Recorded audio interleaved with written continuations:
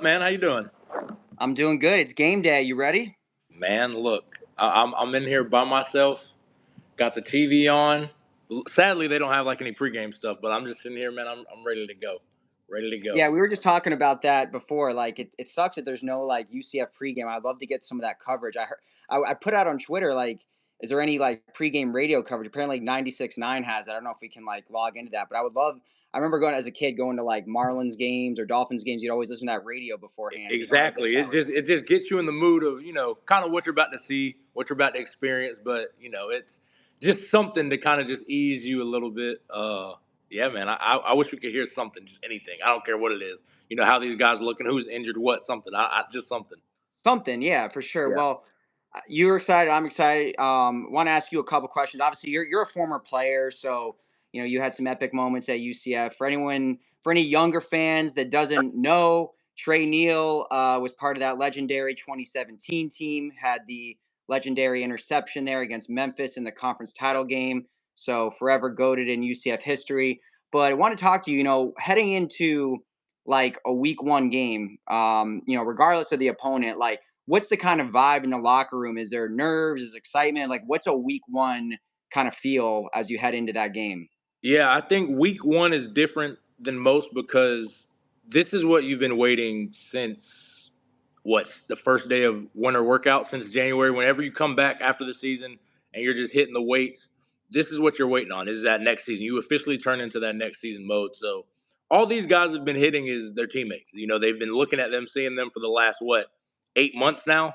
It's a lot of emotions. It's excitement. It's nerves. I remember being a freshman in my first game. It's a lot different. You're in the stands in the locker room as a recruit versus, you're putting your pads on and, you're sitting here, oh, there's JJ Wharton, there's Rashad Perry. It's very different. I'm putting on the same pads as these guys. For sure. So it's different. But then, my junior year, senior year, it's like you've gone through the motions so many times. You're just trying to enjoy, like this is my last one. So those emotions are there. Then it's the emotions of the excitement because again, in the bounce house, people don't know. We hear the footsteps. So we hear Yeah. everybody getting ready. We hear everybody starting to feel their way in the stadium. So those nerves come. So it's a lot. It's an awesome experience. It's fun. But you just have to take it all in at every stage. A lot of those guys that are freshmen, it's different. Seniors, this is your last one. And even some of the middle class guys who, they're starting to carve out a role, figure out where they want. This is the time you want to make a name for yourself for these next 2-3 years. We didn't have NIL, they did. So you want to get these big NIL deals. Now's the time to make your stamp, make your mark. Because everything's looking forward for you. So it's awesome. It's an experience like no other. But yeah, week one is just it's a different preparation because you really don't know what to expect. You've been game planning all week. Watching tape off of a lot of last year's stuff. If they have a new coordinator, where they were before. But you really don't know what to expect, and we'll talk about that a little bit. Just what to expect a little bit. Yeah, no, that's a really good point. You don't know what to expect, but I want to ask you. So, that's week one, but then, we talked about this a little bit on the Nighted Ones podcast. Like Mm-hmm. UCF, I think it's something like 16 or no, it's maybe like 12 of their last 14 week one opponents have been an FCS school. So, talk about that. Like, I know it's week one, but like when you're going up against an FCS opponent, I know it's still D1, but Yep. and no shame on that. They're still D1 athletes. They've made it to, the top level of the sport almost. But what's that like going up against the FCS opponent? I mean, I know it's week one, so there's that excitement. But in general, is it kind of like you're just kind of looking ahead to the next opponent? I know that's kind of the golden rule. You should never look ahead Yeah. to the next opponent. But what's that like? Is there kind of like a little like let down in the sense of like, all right, we're gonna smash these guys, or does it maybe feel good knowing like, hey, we're gonna go up and probably score 30 to 40 in the first half alone? Yeah, it's one of those things where just as a veteran team, it's different, because I think the last time we kind of had an issue that I recall was when we played Furman. It wasn't week one; it was early in the season though. Yeah. But it's one of those things where we were really young. At least a lot of our better players were very young, so it's just so different with the senior laden team. I mean, this is a senior team. This is a lot. We talked about it on Monday.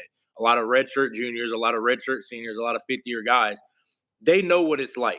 This is one of those things where it's all right. This is where we kind of knock the rust off, if we have any. You want to go out there, handle your business, and get off the field. We told all of I remember my junior year, we told all of our second string guys in the freshmen. I remember Antoine Collier. I'm like, you're gonna play 3 quarters. Like this isn't going to be the thing where you go in the fourth quarter garbage time. No, you're about to play a lot of snaps, so you need to get ready, and it's going to be meaningful snaps, some of them, but a lot of it's just going to be to kind of knock those jitters out of you. Like this is college football. Now you can move off of it. So it's one of those things where the good teams, the great teams, you set the tone early. You set the tone of what you want to be as a team. You want to be a team that, like you talked about in your keys, just be a team that's clean, explosive, and plays very simple football. But we need to do it fast. We need to play physical, and offense just needs to be clicking off the jump. And it doesn't have to be hard stuff. It doesn't have to be complex. But you just want to see that rhythm, that smoothness.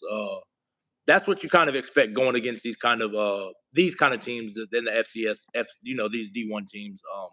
That we should out talent them in every aspect. That should never be any issues with it. So you just want to go out there, handle it, stay safe, stay healthy, and walk out of here with a win, a confident win. Things you're going to clean up because it's football. Nobody plays perfect. But you want to go out there and just dominate and leave out of there healthy. For sure. So I'll start. I know you're a defensive guy, but we'll start with the offense. Like, in this game specifically, like, what are you looking for from the offense? I think most people would agree that they're probably gonna keep the playbook a little bit, tame. They're not gonna Very vanilla.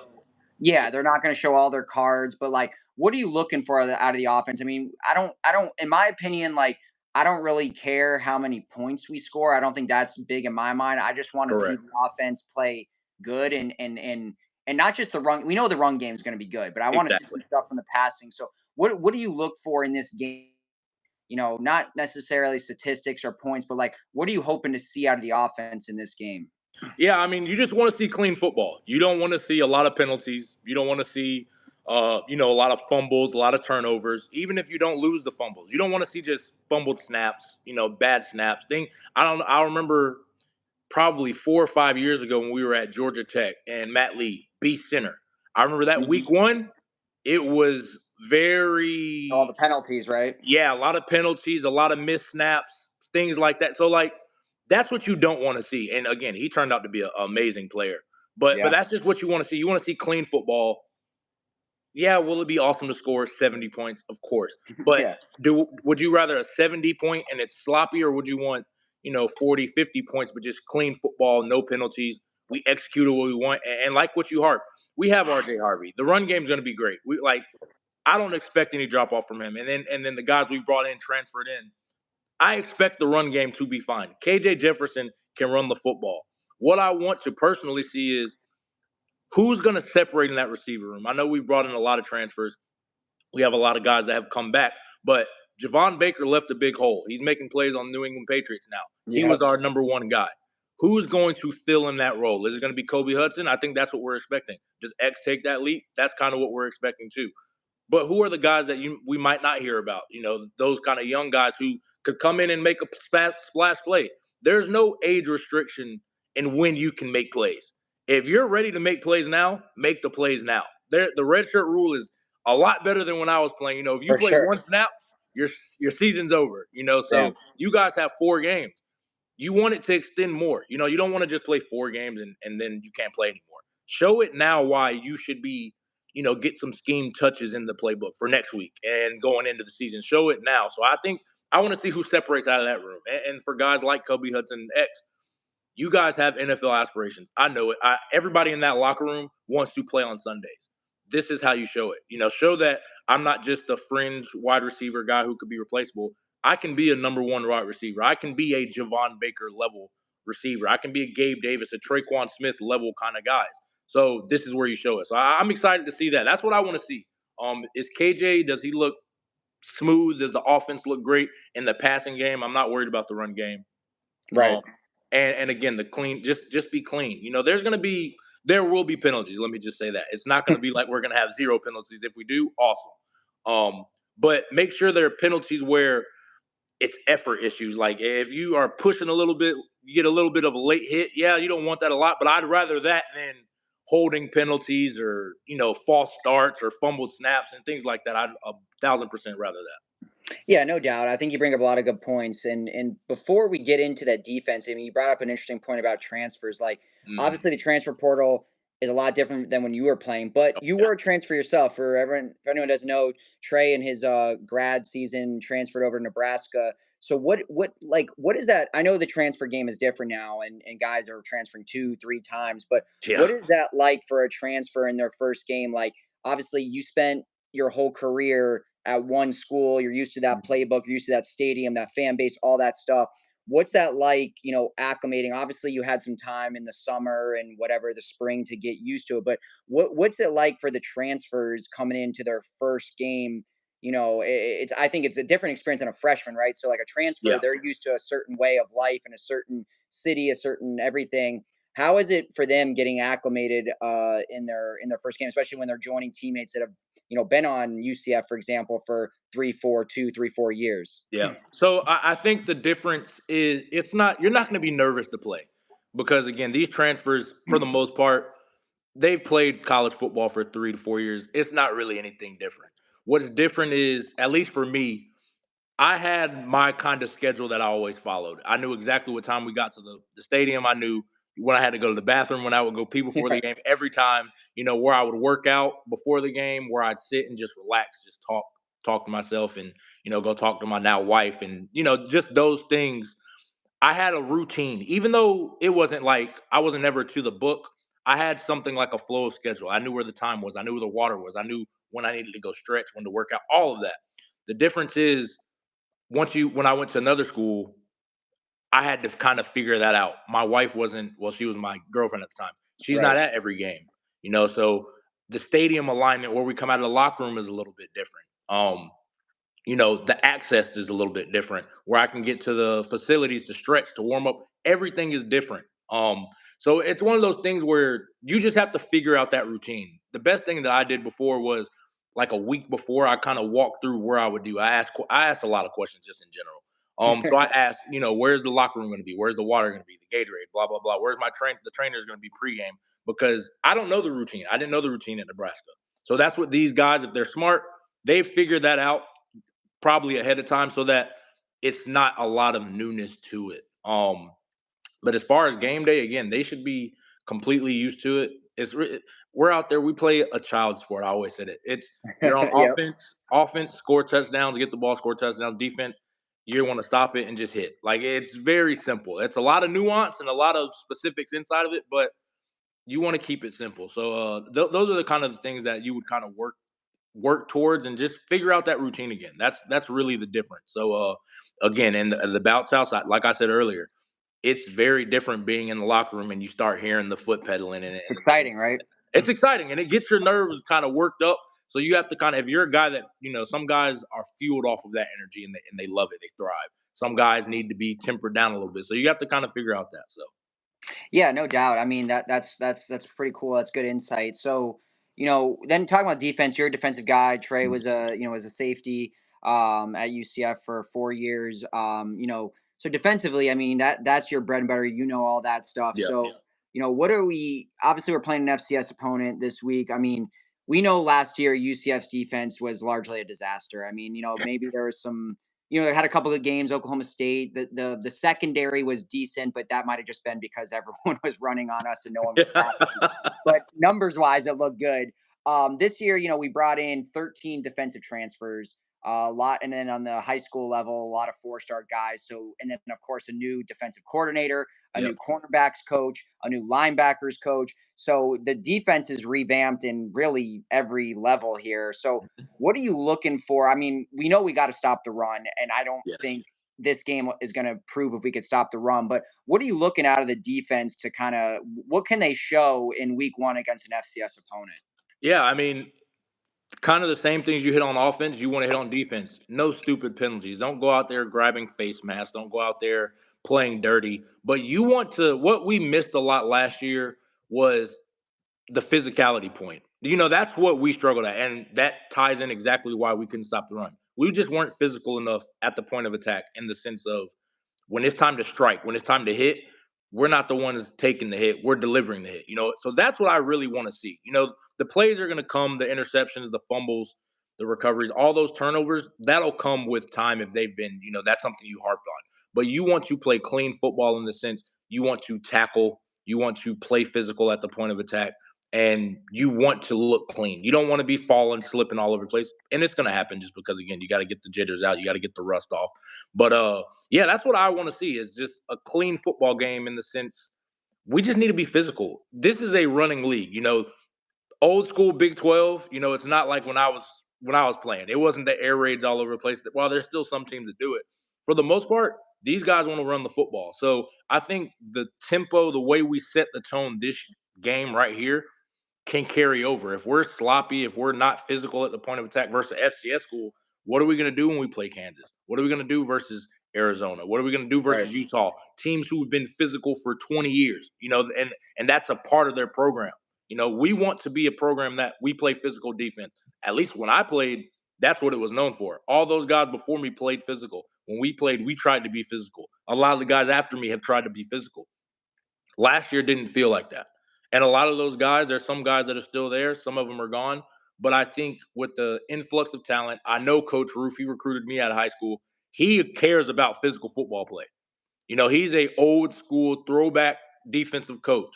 He Yep. would rather you err on the side of hitting too hard than pulling up on a hit. That's just him. So if we can see that's all we can ask for. Again, these guys are going to make mistakes in every facet. It's just what kind of mistakes are they? Are there mental mistakes that are completely in our control, or are they mistakes where you're just playing so hard you accidentally make a mistake? Right. Those are the ones you want. You don't want the mental mistakes because you make mental mistakes early against these teams that we should easily beat. You don't want that to be a trend in the games because when the games get closer, that's when you win. Right. Who doesn't make mistakes. It's not who makes the play. I mean, yes, it is, but most of the time it's who doesn't make the mistake. And if you make a mistake, the other team is the one making the play. So people they don't want to tie that in together. Most of the times we make plays because another person makes a mistake, and that's what you don't want. So if we can get to that point, that's what we can get to.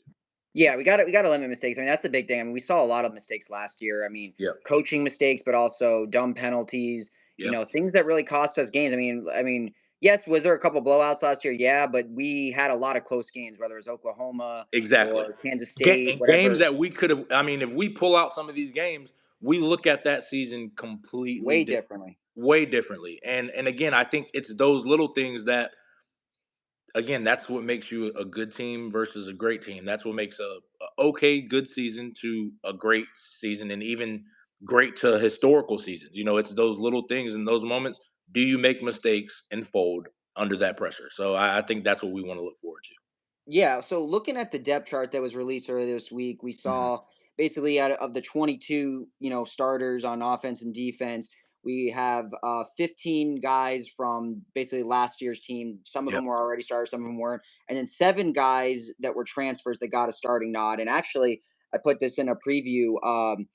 Of the 23 transfers that we got, 21 of them are on the two deep. So Wow. 91%. So that was good. I mean, not only 7 starters, but still all of them are, at least as of now in week 1, are in the two deep. But Yep.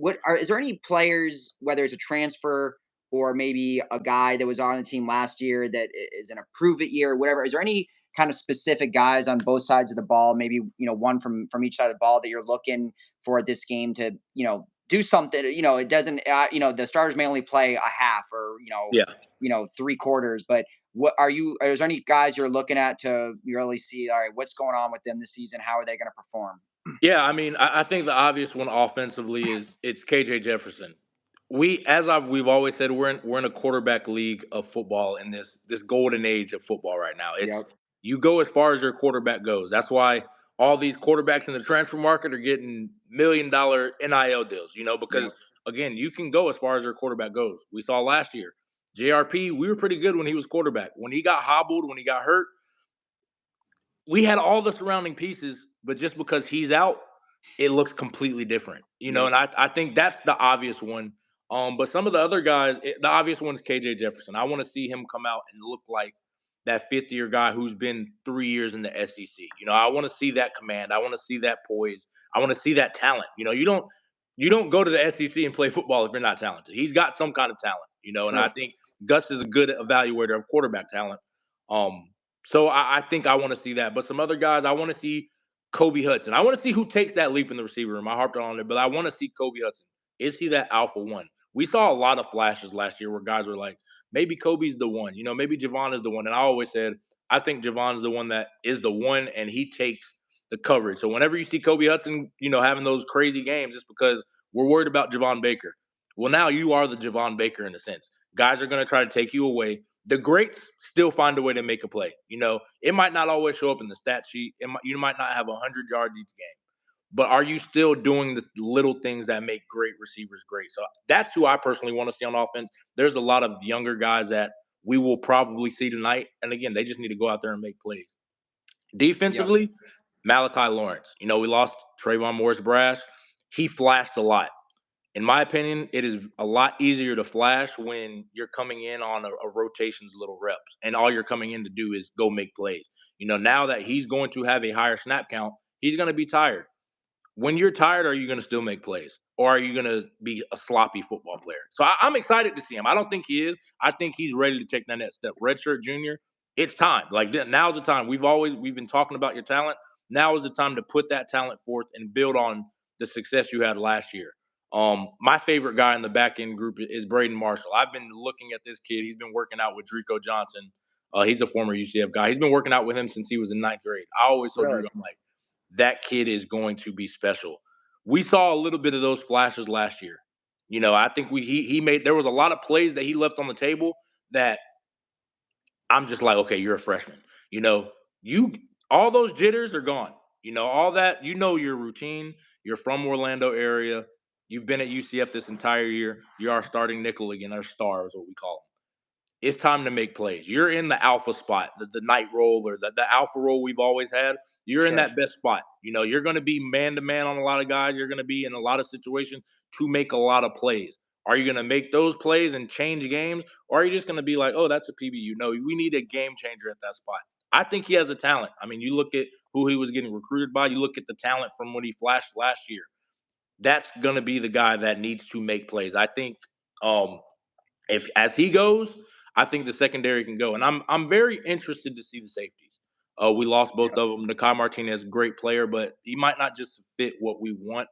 Um, so I'm interested to see, are they going to be tone setters? That's what I've been hearing. Is these guys come in, they're ready, they're going to hit The somebody in the mouth. safeties, you're saying? Yeah, the safeties, they're going to come in and hit somebody in the mouth. These And guys are it's without tacklers. Damari Henderson, who's going to be coming back. I mean, I think he's out for the first couple weeks. So we Yeah, got an interesting there. I think and it's Sheldon Arnold and Quadric Bullard yep, were the name the star, and one of the other transfers, Tennyson. So Tennyson. and Yeah, so it looks like we got some depth there once Henderson comes back. Henderson That's a gets back. pretty solid Yeah, four guys right there. exactly. And again, it's another thing where Henderson, I think last year was his first year as starting as a Yeah, true it safety. was. It's the game slows down so much after that first year. Really, after the first few games, it slows down so much. After a year, it's like, yeah, you might change up a little bit of schematics, but you've played college football. You know exactly how fast guys are. You know how fast you are. You know what you can get away with.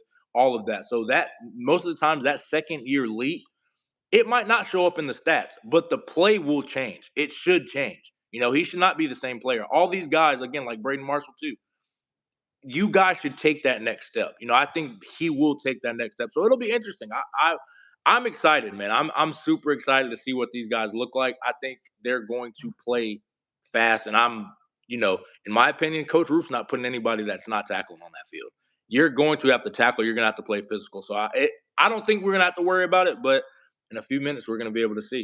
Yeah, we're getting close to game time, so it's getting exciting. A couple more things I want to go over. Yeah. Before I was gonna hop into something else, but you brought up something about the wide receivers. So I personally got ripped on Twitter when I said our wide receiver room wasn't deep. I just Yep. felt you lose a guy like Javon Baker. I don't see how your receiver room is better. See, the difference was in the past, in 17, 18, when we lost a guy like Traquan Smith, we had someone like Marlon Williams who Yeah. was a monster, and you saw his talent and his ability before he became the main guy. And I Exactly. don't see anyone on UCF outside of Kobe and Xavier Townsend that have that potential right now. Like I could be Yep. wrong. Don't get me wrong. I'm not a talent evaluator, but like there was you saw last year outside of Baker, Townsend, and Hudson, no one got That was thrown, no it. one got targeted, no one played really outside of Yeah, them. that was it.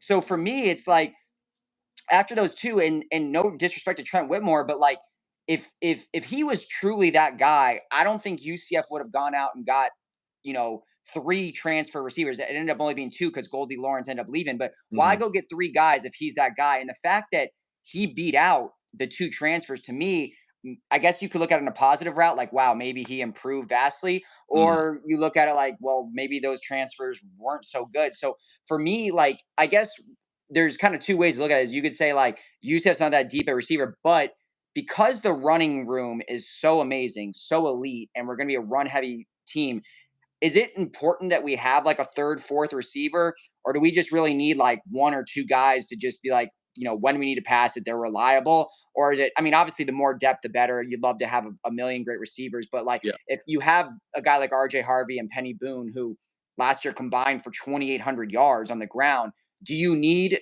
more receivers, or do you think we're going to be fine with just like, if it ends up falling off dramatically after Kobe and X, is that okay, or does it, is that a big problem? Yeah, I think it's a problem. And maybe I'm spoiled. Because again, I came in my freshman year. Traquan was the seventh best receiver on the team, and he was killing our defense year one. As a redshirt guy, I would see him every day, every week, killing our defense because he was just that special. When Traquan, when Josh Reese is your fifth receiver, Mm-hmm. people don't. Yeah, and a lot of people, if you're a newer fan, you might not know Josh Reese. Josh Reese was a high Beast level blocker wide too, receiver. right? Beast, yeah, and really his blocking is what kept him on the field because he was just as good as the guys that were in front of him. Those guys are just elite in their own right, and I think blocking is what separated him and kept him on the field on those plays. Um, and then you get, like you mentioned, 17. Marlon Williams, while he didn't play a lot as a freshman, we saw it a lot in camp, and that could be where we're different. But he flashed as a freshman. He flashed because Coach Frost played a lot of those guys. He got their feet wet in just every scenario. Otis Anderson, a lot of those guys, Gabe Davis, Traquan Akins, those were the anchors. But we had guys where, of course, if one of those guys goes down, you're not, oh, we're 100% fine. No, because they're studs in their own right. But we Right. would feel a lot comfortable when, okay, Marlon has to step up. We don't have a problem with that. Otis Snelson needs to step up. We don't have a problem with that. Gabe needs to step up. That's fine. We've seen the work. I don't know what this group, truthfully, and mostly because last year, like you said, it was X, it was Javon Baker, it was Kobe Hudson. There wasn't a lot of rotation going on outside of those three. And I get why. Those three were the clear cut three guys. But development wise, you're always an injury away in this game, and That's it's true. it's sad, but you look at in any aspect, it's a physical game. You can get hurt any kind of way. If Kobe Hudson goes down right now, who's the next guy up? And I think the beauty in it is, hopefully we get to figure it out. Hopefully Gus gives these guys a chance to make plays, not just go out there and block and do all those things. No, go target them. Get these young guys reps because we're going to need them in the long haul. Even if these guys aren't healthy, Kobe Hudson could roll an ankle at receiver. That could linger for the whole season. X could roll an ankle. That could linger all season, pull a hamstring. Those things linger because those guys run. So I think, again, we need to find some depth. Hopefully we see it flash early. Hopefully it's been flashing in camp. I am a little bit worried because, again, no shade to Trent Whitmore, but what people are saying is the reason he's playing is because he's a great effort guy, great blocker. We always need that, and I don't think there's always a role of a guy who's on that team for that. I just personally don't want that to be. If that's the only thing he can do for us, he can't really help us in the pass game. And maybe we are just going to run the ball, 100 times a game and try to win like that.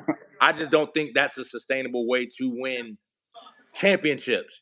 We can win games. I don't think we're going to win a conference championship running 100 times. We're going to Agreed. have to drop back 3rd and 8. You can't run RJ Harvey.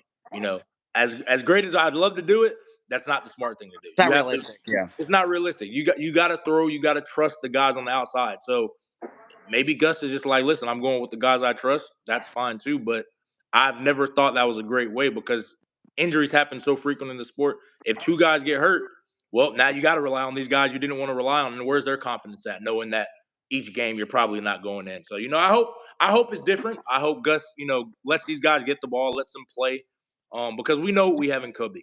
We know what we have in X. We need to know what we have in Trent Whittemore. We need to know what we have in these transfers. We need to know what we have in these freshmen. That's what we need to know what we have. So I think Yeah, we need to get some more depth. agreed. Well, surprisingly enough, the game already started. I thought it usually is like a 15-minute delay. Right? So let let's finish up here with put you on the spot. I mean, Colton Boomer's about to, let's see, hit a field goal here. All right, Colton Boomer hit a field goal, so that's a There good we sign. go. All That's right, so good. what's your final score prediction here before we hop off? Yeah, I'm gonna say just like I did earlier in the week on the United ones, I'm gonna say 56-10. So right now, 3 points, 4 minutes. And listen, New Hampshire's they're shaking their head, they're happy about it. But They yeah, I'll are, say yeah. 56-10. So we'll see how this defense is. We missed the first drive, but I'll recap and rewind it and see. All right, well, 56-10. That's Trey's prediction. I'll keep what I had on the 91, which I believe was 48-6. So, Yeah, all right, well, game started. Thanks for joining, Trey, and absolutely. go Knights and charge on. Absolutely, man. Go Knights. Charge on, baby. All right, later, man. Yeah, see you.